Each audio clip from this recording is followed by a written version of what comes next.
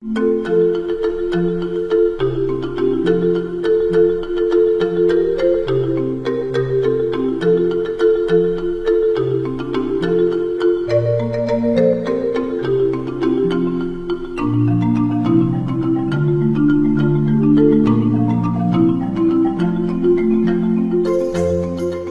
ce nouvel épisode de Vivre Ensemble, je suis dans les studios de FM+, 91 FM à Montpellier, en compagnie maintenant et désormais d'une habituée dans notre radio, Frédérique Harlet. Bonjour. Bonjour Guylaine. Alors l'astrologie, ça revient tous les mois sur FM+, et nous en sommes très heureux parce que nous en apprenons toujours beaucoup.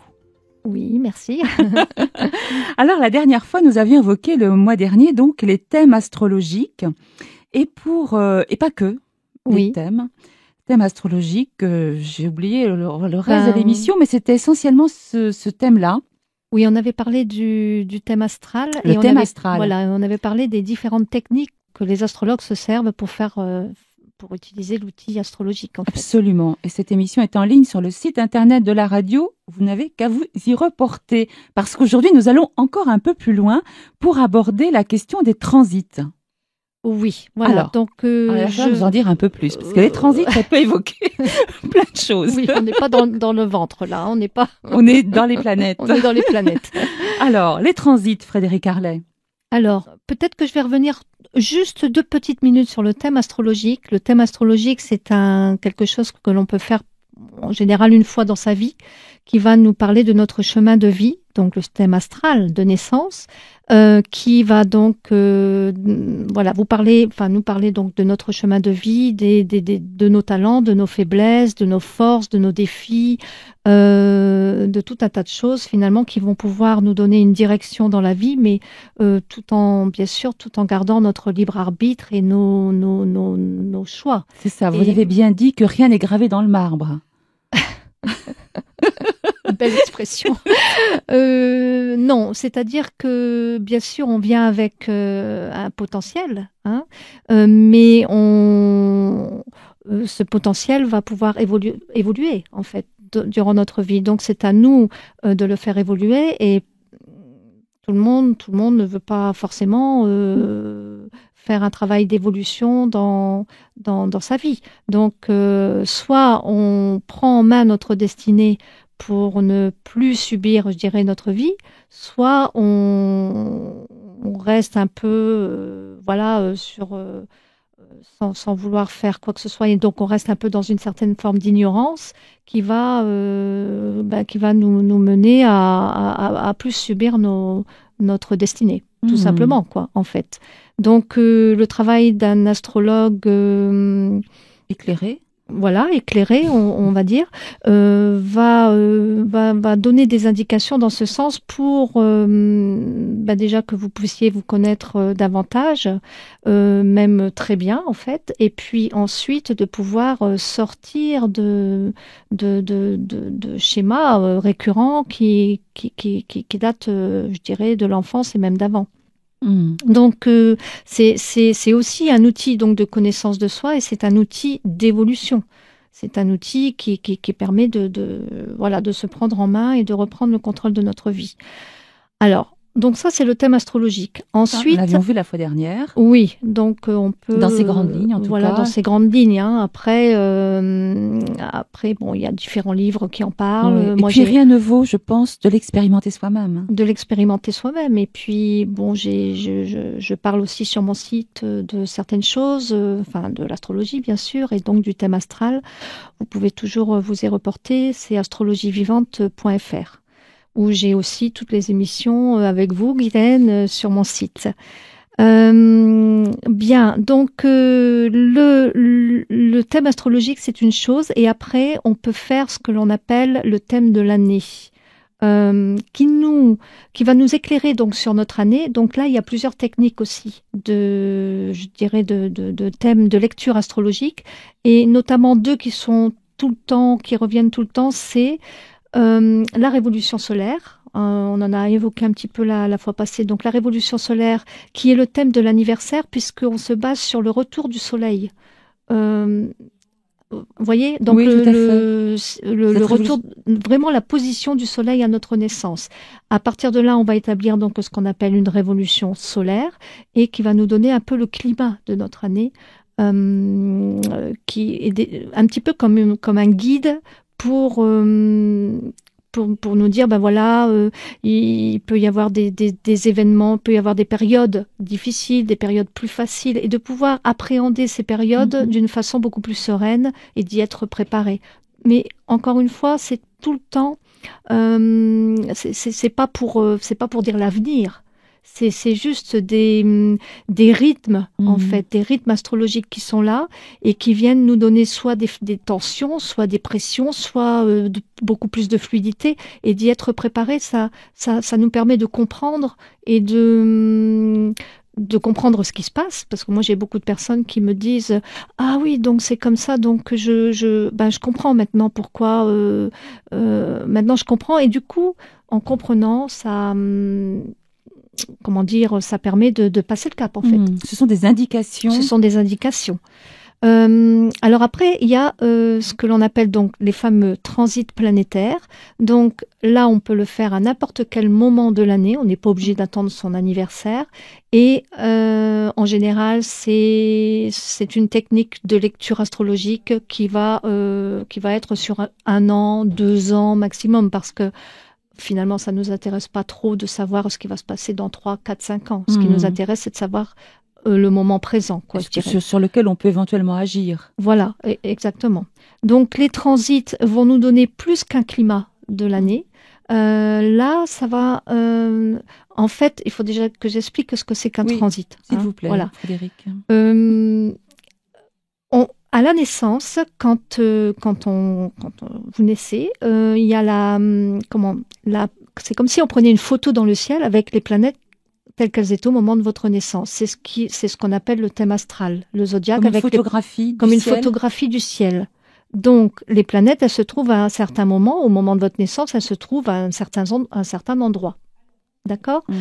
Aujourd'hui, elles ne sont plus au même endroit puisque les planètes, elles continuent de bouger dans le ciel. Donc aujourd'hui, les planètes se trouvent autrement.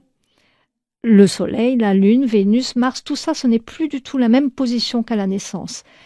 Les transits vont permettre de superposer le thème astrologique aujourd'hui, à un instant, par exemple aujourd'hui, on est le 15 mai, c'est ça ? Donc le 15 mai, on va donc sortir le thème d'aujourd'hui et on va le superposer au thème astrologique de naissance. Et avec cette superposition, on va voir où vous en êtes aujourd'hui par rapport à... C'est une technique qui permet de voir où vous en êtes aujourd'hui et dans un futur proche, si je puis dire. Ça. Donc si je comprends bien, en fonction de la position de la planète Uranus, par exemple, et de sa position qu'elle avait au moment de la date de naissance de la personne, vous allez en déduire quelque chose. Et oui, parce que je l'avais déjà dit la fois passée, mais bon, il y a les signes, les 12 signes astrologiques, et il y a les 12 maisons. On en avait parlé. Donc les 12 maisons qui commencent avec l'ascendant. L'ascendant qui représente la maison 1, qui représente donc un petit peu notre but de notre incarnation, d'intégrer cet ascendant qui est très très important dans un thème astrologique, donc d'intégrer les valeurs de cet ascendant représenté par un signe astrologique. Donc les 12 maisons, ce sont 12 domaines de vie. La maison 2 est en rapport avec, par exemple, l'argent. Les biens, les possessions. La maison 3 est en rapport avec la communication. La maison 4 est en rapport avec la famille, et ainsi de suite. On pourra en parler peut-être une autre fois des maisons astrologiques. Toujours est-il que quand on fait les transits, on va voir les planètes qui vont donc transiter les signes, mais aussi les maisons. Aussi les maisons qui sont les domaines de vie, donc qui sont vraiment pour un thème individuel. Là, on n'est plus du tout dans l'astrologie collective. Oui. Je vais vous donner un exemple. Uranus, puisque vous avez parlé d'Uranus. Uranus, c'est une planète lente. C'est une planète qui met 7 ans environ pour traverser un signe. Donc, quand elle arrive dans un signe, elle va s'installer pendant 7 ans. Ce qui est quand même pas... contrairement... Ça peut avoir un impact important. Voilà, contrairement au Soleil qui, lui, reste 1 mois. Donc, voyez la différence. Donc, Uranus, en ce moment, justement, il a changé de signe au mois de mai, là, c'est tout récent, et il est rentré dans le signe du Taureau. Donc ça, on peut dire que cette planète Uranus, pour toute la Terre entière, elle est rentrée dans le signe du Taureau. Mais elle est rentrée dans quelle maison dans votre signe, dans votre thème astrologique? Et c'est là que ça va faire la différence, où ça va être individuel pour vous. Ça va vous concerner, vous. En fonction de la maison. En fonction de la maison qui est concernée, Uranus qui est passé dans le signe du Taureau. Et donc là, Uranus va y rester pendant 7 ans dans ce signe du Taureau. Voilà, donc là, avoir toujours une enfin, un petit peu plus de 7 ans, vraiment. Un peu plus de 7 ans, en ayant une force particulière, une inclinaison particulière pour le signe du Taureau notamment. Oui, alors bien sûr pour les autres signes aussi, mais évidemment le signe du Taureau est très concerné. Avant, c'était le signe du Bélier qui était concerné. Et puis, c'est sorti là, Uranus est sorti du signe du Bélier pour s'installer dans le Taureau. Donc, on est sorti d'un élément feu, puisque le Bélier c'était du feu, pour entrer dans le Taureau qui est un signe de terre. Donc, on n'est plus du tout dans la même vibration. On sort du feu pour aller vers la terre. Alors, le signe du Taureau, qui est un signe, si on se réfère même à l'animal en mythologie, le taureau, qui est un animal, c'est un ruminant, donc c'est un animal qui a besoin de temps pour digérer, il a besoin et d'ailleurs il a 3 estomacs, si on regarde bien, donc il a besoin d'intégrer les choses. Donc les signes du Taureau sont des signes avec un rythme lent. Quand je dis un rythme lent, c'est pas le cerveau qui est lent, c'est le rythme biologique. Donc, ils ont besoin de vraiment poser les choses. Alors, Uranus qui arrive dans ce signe, ça va un petit peu les bousculer. Parce que là,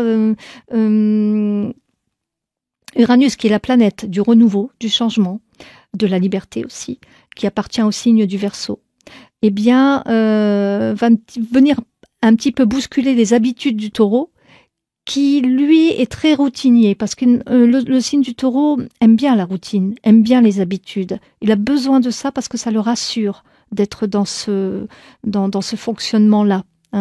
C'est pas, tous les signes ne sont pas comme ça.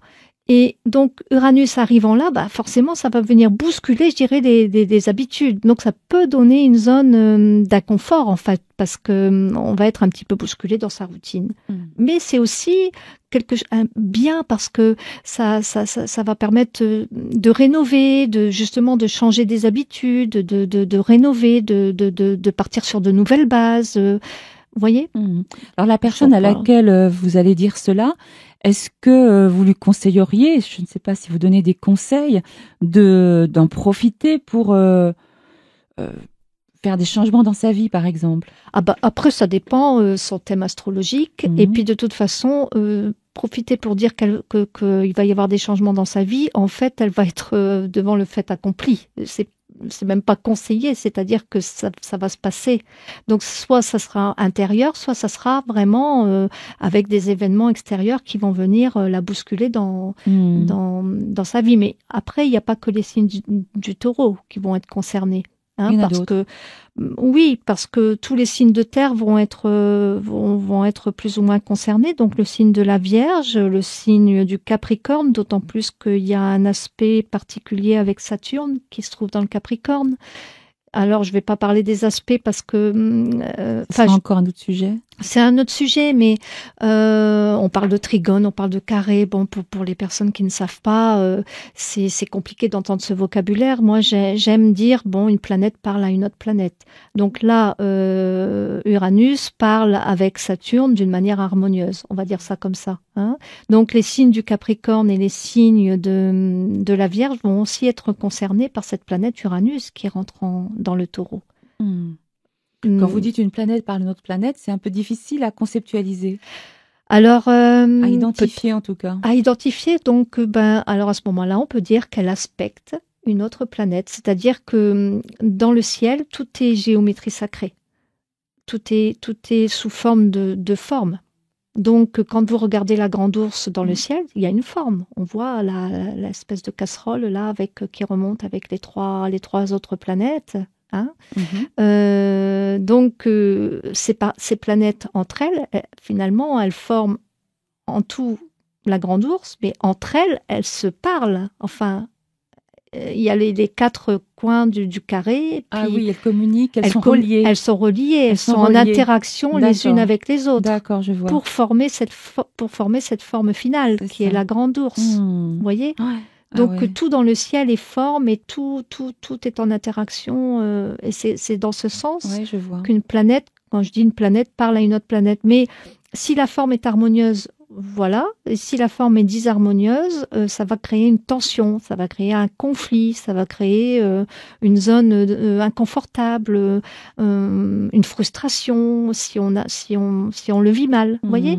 Et tout ça, en astrologie, on peut aider parce que aider à comprendre nos tensions, nos conflits avec justement les planètes, donc dans les transits, dans son thème de l'année par exemple, ça va nous aider à passer des caps et à se dire bon bah ok, c'est comme ça maintenant dans tel ou tel domaine, bah c'est comme ça, il faut juste aussi quelquefois accepter que ce soit comme ça et sinon, il y a quand c'est pas ça, qu'on n'est pas obligé d'accepter ou quoi que ce soit, on peut dire bon, allez, maintenant j'agis, je prends en main et j'agis parce que là c'est le moment d'agir, et d'être conseillé comme ça, de savoir quand agir, quand plutôt rester sans trop attendre.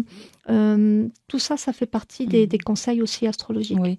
Ce que vous êtes en train de dire aussi, c'est qu'il y a évidemment une prise de conscience à laquelle vous amenez ces personnes-là par ce langage des planètes et cette vision de l'organisation des planètes. Oui. Bah oui, c'est finalement ça le plus important. C'est finalement ça le plus important, de comprendre qui on est, ce que l'on a à faire, à quel moment. Il y a des périodes pour faire, d'autres pour être moins en action. Et tout ça, c'est... Parce que sinon, on va à contre-courant, si on ne sait pas. Et inutilement. Et inutilement parce qu'on dépense de l'énergie pour rien.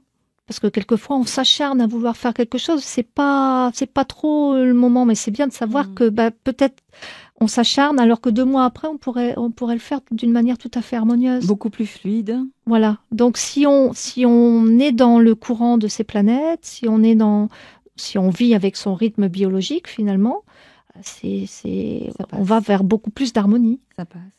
Est-ce que ce sont des réactions que vous témoignent des personnes qui viennent vous voir?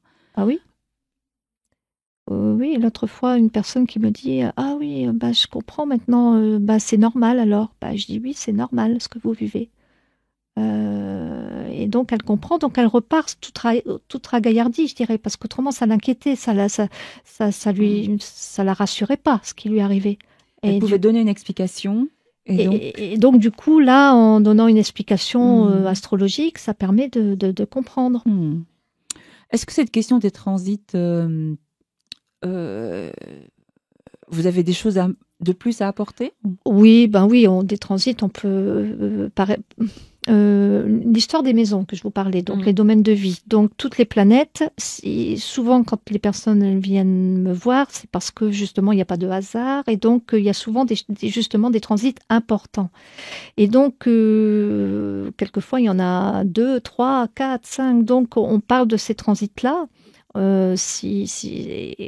S'il y a un transit, je sais pas moi, d'une planète de Pluton, par exemple, qui est une planète très très lente aussi, qui arrive dans un autre domaine de vie, le domaine de vie de la maison 2, tiens, par exemple, la maison 2 qui est en relation avec l'argent. Pas que, hein, mais là, on va s'arrêter à ça, par exemple.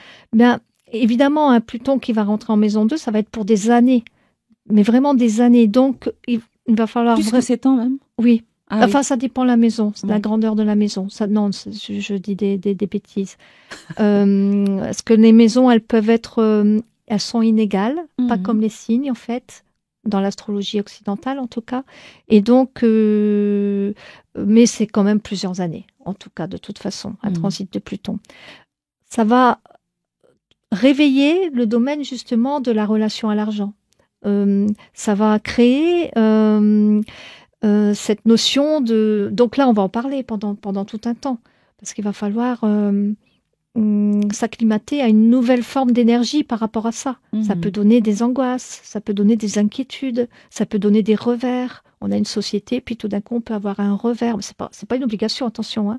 Mais en tout cas, ça donne un inconfort et un sentiment d'insécurité, de toute façon. On va un peu vers l'inconnu. Oui, ça bouscule parce que ça détruit tous les repères qu'on avait jusqu'à présent, parce que la planète Pluton est en lien avec justement la transformation et la mort symbolique, hein, qui est propre au signe du Scorpion. Donc, je veux dire, quand ça arrive dans un domaine, forcément, ça va avoir des répercussions dans ce domaine. Donc, on peut en parler. Mais vous êtes venu, Frédéric, avec Loup Blanc. Oui. La musique traditionnelle de votre émission. Et Cosmic Rhythm. Aujourd'hui, c'est Communion. Communion Donc, de Louis Blanc. C'est une musique que vous pouvez retrouver sur son site Chamanisme de l'origine. Je vous laisse écouter. Communion de Loup Blanc. Loup Blanc.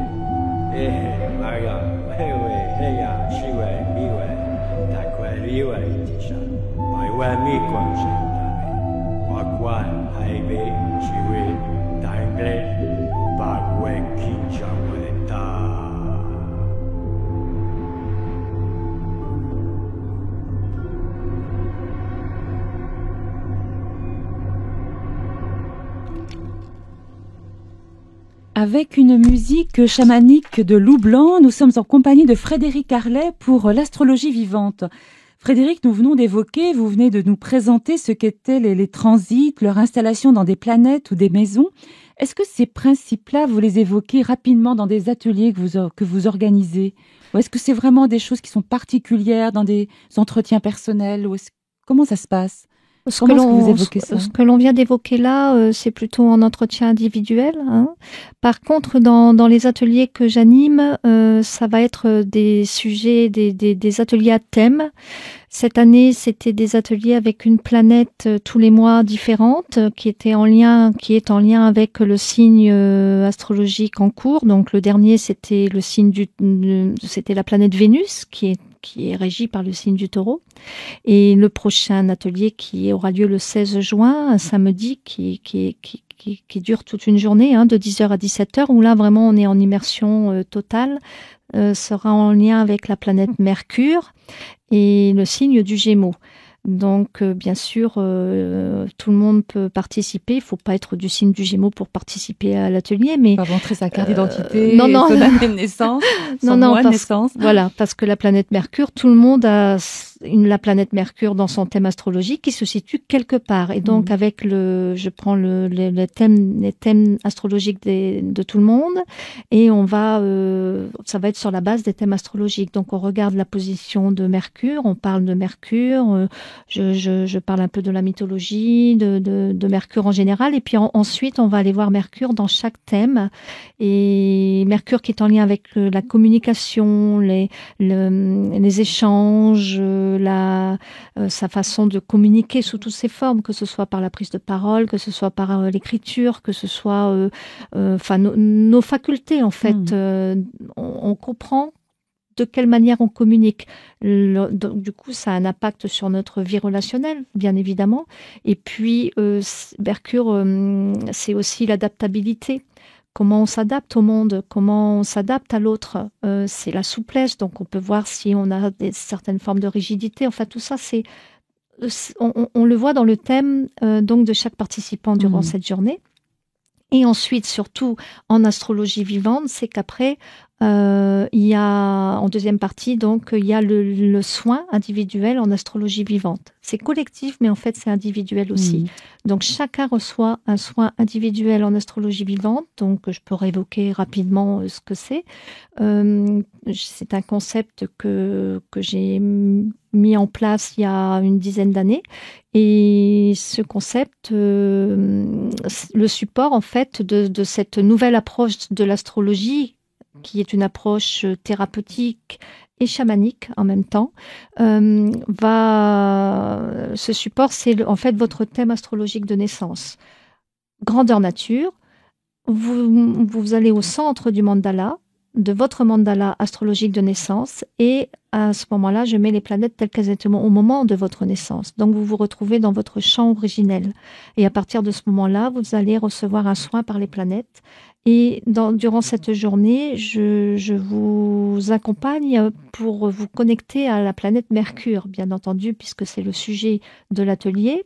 Donc, vous allez comprendre en fait la vibration et l'énergie de cette planète Mercure qui vibre en chacun de nous, en fait, puisque les planètes, les énergies planétaires vibrent en chacun de nous. Et Quoi dire de plus Alors, j'avais une question par rapport à la durée des ateliers. Lorsque nous avons commencé ces émissions, Frédéric Harlet, ces ateliers duraient 3 heures, l'après-midi ou peut-être le matin.